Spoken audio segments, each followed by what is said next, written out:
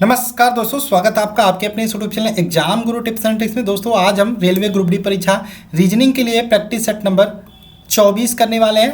20 प्रश्न आज हम लेके आए हैं, 20 प्रश्न। जैसा कि आपको पता है हमारा टारगेट है कि रेलवे ग्रुप डी परीक्षा में रीजनिंग का वेटेज भी ज़्यादा रहता है। 30 में 30 करने का, 30 में 30 इतने क्वेश्चंस की प्रैक्टिस कर ले कि परीक्षा तक आपकी रीजनिंग बहुत अच्छी हो जाए। तो हर वीडियो में 20 क्वेश्चन लेकर आ रहे हैं। इस वीडियो में 20 क्वेश्चन करेंगे और जिन लोगों ने अभी तक चैनल को सब्सक्राइब नहीं किया जल्दी से सब्सक्राइब कर लो। इसकी मैंने प्लेलिस्ट भी बना रखी है, उसको भी आप देखना मत भूलिएगा, ठीक। तो चलिए आइए वीडियो को शुरू करते हैं, ज़्यादा टाइम वेस्ट नहीं करेंगे। पहला क्वेश्चन आपके सामने स्क्रीन पर है, दिए गए विकल्पों में से विषम शब्द को चुनना है। तो यहाँ पे देखो चाकू है, कांटा है, चम्मच है, प्लेट है। अब देखो चाकू का यूज भी भोजन खाने में हम यूज करते हैं, कांटा का भी यूज करते हैं, चम्मच का भी यूज करते हैं। चाकू से भी कुछ चीज़ें हैं जो काट के खाई जाती हैं, लेकिन प्लेट का यूज हम करते हैं खाने को परोसने के लिए। तो यहाँ पे साफ साफ दिखाई दे रहा है ऑप्शन नंबर सी डिफरेंट हो जाएगा, यही आपका राइट आंसर होगा। नेक्स्ट क्वेश्चन है, दिए गए विकल्पों में से विषम शब्द को चुनना है। तो यहाँ पे देखो अध्यापक क्या देता है, हमें शिक्षा देता है। न्यायाधीश हमें न्याय देता है। बढ़ई हमें आरी देता है क्या? नहीं, बढ़ई हमें आरी नहीं देता। डी की बात करें, चिकित्सक हमें चिकित्सा देता है। तो साफ साफ दिखाई दे रहा है ऑप्शन नंबर सी यहाँ पे डिफरेंट है, यही आपका राइट आंसर हो जाएगा, ठीक। आगे चलिए नेक्स्ट क्वेश्चन पर, दिए गए विकल्पों में से विषम अक्षर को चुनना है। तो देखते हैं विषम कैसे हो सकता है। बी, सी, ई की बात करें, बी के बाद सी आता है क्या? हाँ, बी के बाद सी आता है प्लस एक आगे जाने पे, एक क्रम आगे जाने पे। सी के बाद ई आता है क्या? हाँ, सी के बाद ई आता है, लेकिन सी के तुरंत बाद नहीं आता, प्लस 2 क्रम आगे जाने पे आता है, ठीक। अब यहाँ पे अगला सवाल करते हैं, WXZ, क्या W के बाद X आता है? जी हाँ, W के बाद प्लस एक आगे जाने पे, क्रम आगे जाने पे आता है। X के बाद W आता है? नहीं, X के बाद तुरंत नहीं आता, प्लस 2 क्रम आगे जाने पे आता है। चलो ये दोनों समान है, यहाँ पे कोई डिफरेंट हमको नहीं देखने को मिला। MNP है, क्या M के बाद N आता है? जी हाँ, M के बाद N आता है प्लस एक आगे जाने पे। N के बाद P आता है क्या? जी हाँ, N के बाद P आता है, लेकिन प्लस 2 क्रम आगे जाने पे। तीनों समान दिखाई दे रहे हैं। अब हम देखते हैं डी वाले में क्या डिफरेंट हो सकता है। GH के है, G के बाद H आता है कहाँ? जी हाँ, प्लस एक आगे जाने पे G के बाद ये आता है, लेकिन H के बाद K तुरंत नहीं आता, 2 क्रम आगे जाने पे भी नहीं आता, 3 क्रम आगे जाओगे तब जाके K आएगा, यानी कि ऑप्शन नंबर डी यहाँ पे थोड़ा सा डिफरेंट है, यही आपका राइट आंसर हो जाएगा। नेक्स्ट क्वेश्चन है, जब भी आपको ये डायरेक्शन, ये वाला दिशा परीक्षण का क्वेश्चन है, दिशा कुछ इस प्रकार से मानिएगा, पूरब, पश्चिम, उत्तर, दक्षिण। चलिए क्वेश्चन को सॉल्व करते हैं। किसी परीक्षा में बैठने के लिए सुधीर, सुधीर मतलब मेरा नाम है, अब देखो सुधीर आ गया तो कोई दिक्कत नहीं, सुधीर को सॉल्व करते हैं। किसी परीक्षा में बैठने के लिए सुधीर को स्कूल के लिए 5 किलोमीटर दक्षिण की ओर चलना पड़ता है। सुधीर को हम 5 किलोमीटर दक्षिण की ओर चला देते हैं। मान लो दक्षिण इधर है, 5 किलोमीटर हमें दक्षिण चला दिया। अब फिर तेजी से बाएं मुड़कर 10 किलोमीटर चलता है, हम उसको बाएं मुड़ा के 10 किलोमीटर चला देते हैं सुधीर को, ठीक। 10 किलोमीटर चला दिया हमने, फिर तेजी से बाएं मुड़ के 5 किलोमीटर चला देते हैं, 5 किलोमीटर चला देते हैं हम तेजी से बाएं मुड़ के। अब वह स्कूल के सामने, जी हाँ स्कूल यहाँ था, स्कूल के सामने पहुंच गया, लेकिन जिस बिंदु से सुधीर ने चलना शुरू किया था वह स्कूल से किस दिशा में है? अब देखो यहाँ से चलना शुरू किया था और यहाँ से देखो वह स्कूल से किस दिशा में है। अब यहाँ से पे पहुंचा है, वह बिंदु है, यहाँ पे पहुंचा है 5 किलोमीटर चल के, और स्कूल इधर है, तो यहाँ से स्कूल किस दिशा में है? यहाँ पे तो किस दिशा में? ये पश्चिम दिशा में है, यानी कि ऑप्शन नंबर बी यहाँ पे राइट आंसर हो जाएगा। आगे चले क्वेश्चन नंबर 5 पे। क्वेश्चन नंबर 5 कहता है, सीता पश्चिम की ओर 10 किलोमीटर चलती है। फिर से मैं मैप नहीं बनाऊंगा, हम सीता को पश्चिम की ओर चलाते हैं। मान लो केंद्र बिंदु यहाँ से है, यहाँ से सीता को चलाते हैं पश्चिम की ओर 10 किलोमीटर चला देते हैं। अब बोला है फिर दक्षिण की ओर मुड़कर वो 10 किलोमीटर चलती है, फिर से हम दक्षिण की ओर मुड़कर 10 किलोमीटर चला देते हैं। देखो लाइन सीधी नहीं बन रही है, उससे कोई दिक्कत नहीं है, घबराने की जरूरत नहीं है, सीधी ही चल रही है, टेढ़ी लाइन बन रही है, सिर्फ सीधा टेढ़ी नहीं चल रही है। फिर वह पूरब की ओर मुड़ के 10 किलोमीटर चलता, हमने पूरब मुड़ा और फिर से 10 किलोमीटर चला दिया। फिर वह यहाँ पे देखो, सॉरी यहाँ पे गलती हो रही मुझसे कुछ, देखो यहाँ पे कुछ गलती हो रही मुझसे, ठीक। इसको मैं मिटाता हूँ, फिर से करता हूँ, ठीक। Eraser, okay okay okay. जल्दीबाजी में काम शैतान का होता है, और मैं यही कोशिश करता हूँ कि जल्दी से जल्दी आपको 10 क्वेश्चन मैथ का, 20 क्वेश्चन 20 प्रैक्टिस कराने की कोशिश करूँ, ठीक है, जिससे आपकी भी स्पीड थोड़ी सी तेज हो। अब हम यहाँ पे सीता को पश्चिम की ओर 10 किलोमीटर पहले चलाते हैं, ठीक, सीधा लाइन बनाने की कोशिश करते हैं। हमने सीता को 10 किलोमीटर पश्चिम की ओर चला दिया, ठीक, यहाँ पे कोई दिक्कत नहीं है। उसके बाद दक्षिण की ओर मुड़कर 10 किलोमीटर चला देते हैं। सीता दक्षिण की ओर मुड़ के 10 किलोमीटर चली, फिर पूरब की ओर मुड़कर 10 किलोमीटर चली, पूरब की ओर मुड़कर 10 किलोमीटर चली, अब फिर उत्तर की ओर मुड़कर 10 किलोमीटर चली। अब वह प्रारंभिक दिशा से कितनी दूरी पर है? सीता ने यहीं से चलना शुरू किया था यार, यहीं पे पहुंच गई तो 0 किलोमीटर है। ऑप्शन नंबर यहाँ पे देखोगे बी हो जाएगा राइट आंसर, ठीक। आगे चले नेक्स्ट क्वेश्चन पे। ये वाला है, फेड को हमने कोड भाषा में 3854 लिखा, ठीक है। FADE को हमने क्या लिखा? FADE को 3854 लिखा। तो हम GAGE को क्या लिखेंगे? GAGE हम यहाँ पे देख रहे हैं ए यहाँ पे भी है, ए यहाँ पे भी है। ए का पोजीशन दूसरा है और यहाँ पे ई का पोजीशन चौथा है। तो यहाँ पे ए और ई की जगह पे सेम चीज़ें लिख सकते हो। ए की जगह पे यहाँ 8 लिख दो, ई की जगह पे आप यहाँ पे 4 लिख दो। अब यहाँ पे देख रहे हो एक चीज़, 8 4 हो गया। जी यहाँ पे भी है। आंसर में अगर जो भी आंसर आएगा उसमें पहला और तीसरा जो अंक होगा वो समान होगा। तो यहाँ पे देखते हैं ऐसा कौन सा अक्षर है जिसका दूसरा और चौथा 8 4 हो। तो दूसरा चौथा 8 4 सब में दिया है, लेकिन पहला और तीसरा समान हो। तो पहला तीसरा यहाँ पे देख रहे हो 2 2 दिया है। तो ऑप्शन से इसका आंसर ऑप्शन नंबर सी निकल के आ जाएगा। साफ साफ यही आपका आंसर हो जाएगा। क्वेश्चन नंबर 7 पे चलते हैं। लिसन को हमने क्या लिखा? 5 9 3 4 1 7। तो लिसन को हमने क्या लिखा? लिसन को लिखते हैं RILISTEN। लिसन को हमने लिखा, क्या लिखा? 5 9 3 4 1 7 लिखा। तो हम किसको क्या लिखेंगे? साइलेंट को क्या लिखेंगे, ठीक। तो यहाँ पे देखो साइलेंट SILENT। हम यहाँ पे देख रहे हैं SILENT। साइलेंट में जितने भी अक्षर हैं वो लिसन में दिए हैं, यानी कि लिसन वाले अक्षर से मिलके ही साइलेंट बना। तो यस को लिसन में 3 लिखा, तो यहाँ पे हम 3 लिखते हैं। आई को क्या लिखा है? आई को 9 लिखा, तो हम यहाँ पे 9 लिखते हैं। एल को क्या लिखा है? 5 लिखा है, 5 लिखते हैं। ई को 1 लिखा है।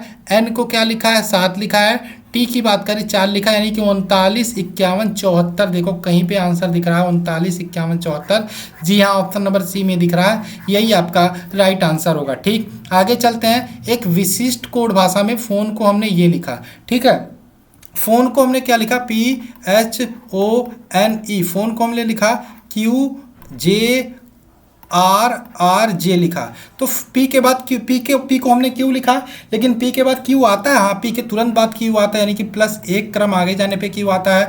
एच के बाद जे नहीं आता, +2 क्रम आगे जाने पे जे आता है। ओ के बाद आर नहीं आता, +3 क्रम आगे जाने पे आर आता है। एन के बाद आर नहीं आता, +4 क्रम आगे जाने पे ई में हो गया +5 क्रम। सेम चीज़ आप क्या करो? PAGER के साथ भी कर दो। पी के बाद क्या आएगा? 1 क्रम आगे जाने पे, 1 रैंकिंग आगे जाने पे क्यू आएगा। ए के बाद 2 क्रम आगे जाओगे सी आएगा, QC, ठीक। जी के बाद +3 आगे जाओगे तो जे आएगा। ई के बाद +4 आगे जाओगे तो आई आएगा, और आर के बाद +5 क्रम आगे जाओगे अल्फ़ाबेट में तो W आएगा। QCJIW, QCJIW देखोगे ऑप्शन नंबर ए साफ साफ दिखाई दे रहा है, यही आपका राइट आंसर होगा। विकल्प में लुप्त भाषा, लुप्त संख्या ज्ञात करना। संख्या है 11, दूसरा 8, तीसरा 4, चौथा है -1, आपको पांचवा ज्ञात करना है। 11 के बाद 8 है, यानी कि देखोगे -3 किया है। 8 के बाद 4 है, यानी कि -4 किया है। 4 के बाद -1 है, यानी कि -5 किया है। और 1 के बाद देखो यहाँ पे क्रम क्या चल रहा, 3 4 5, यहाँ पे -6 करोगे तो 1 के बाद -6 करोगे -7 आएगा। तो यही आपका आंसर होगा। ऑप्शन नंबर डी देख रहा हूँ, -7 दिया, यही आपका राइट आंसर हो गया। आगे चले नेक्स्ट क्वेश्चन। इसमें भी आपको लुप्त संख्या ज्ञात करना है। संख्या 33, दूसरा 40, तीसरा 48, चौथा 57 और पांचवा है 67। उसके बाद आपको ज्ञात करना है। 33 से 40 के बीच में देखो कितने का गैप है? +7 का गैप है। 40 से 48 के बीच में 8 का गैप है। 48 से 57 के बीच में +9 का गैप है। उसके बाद 57 के 67 के बीच में +10 का, यानी कि +10 आगे गया है, 10 का गैप है। उसके बाद देखो आगे क्या करेंगे? 67 से आगे लिखने के लिए 7 8 9 10 11 +11 कर देंगे 67 में, आपका 78 निकल के आ जाएगा आंसर। देखो 78 कहीं दिखाई दे रहा है, जी हाँ ऑप्शन सी में 78 दिखाई दे रहा है, यही आपका राइट आंसर होगा। नेक्स्ट क्वेश्चन की बात करें, WXV को हमने के बाद हमने क्या लिखा, WXV के बाद TUS लिखा। W के बाद T आता है, नहीं W के बाद T नहीं आता, W के पहले T आता है, लेकिन कितना पहले T आता है, -3 क्रम पीछे जाओगे, -3 रैंकिंग अल्फ़ाबेट में पीछे जाओगे तब T आएगा। X के साथ भी सेम होता है, -3 पीछे जाने पे होता है। V के साथ भी 3 होता सेम होता है, -3 पीछे जाने पे होता है। अब इसी प्रकार से आगे है QRP, सेम प्रोसेस इसमें भी हो रहा है। T के बाद Q कहीं भी नहीं आता, लेकिन T से अगर जो हम 3 क्रम पीछे जाए तो हमारा Q आता है, इसलिए में R पे भी यही चीज़ हो रहा है, S के P पे भी यही चीज़ हो रहा है। अब यही काम करेंगे, Q से -3 क्रम पीछे आएंगे तो हमारा N होता है, R से -3 पीछे आएंगे तो हमारा यहाँ पे O होता है, और P से -3 क्रम पीछे आएंगे अल्फ़ाबेट में तो M होता है। NOM ऑप्शन में कहीं भी देखो, ऑप्शन नंबर ए दिखाई दे रहा है साफ साफ, यही आपका राइट आंसर होगा। नेक्स्ट क्वेश्चन की बात करें, जिस प्रकार दिए गए विकल्पों में से संबंधित लौह पुरुष सरदार वल्लभ भाई पटेल से रिलेटेड है तो राष्ट्रपिता किसको बोलते हैं, महात्मा गांधी को बोलते हैं, तो यहाँ पे ऑप्शन नंबर डी आपका राइट आंसर होगा। नेक्स्ट क्वेश्चन की बात करें, रिक्त स्थान को फुल करना। देखो रिक्त का जो संबंध खाली से, रिक्त का संबंध खाली से है, यानी कि समानार्थी शब्द है।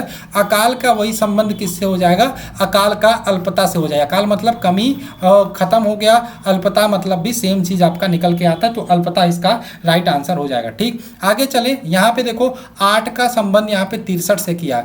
8 का संबंध 63 से कैसे होगा, तो 8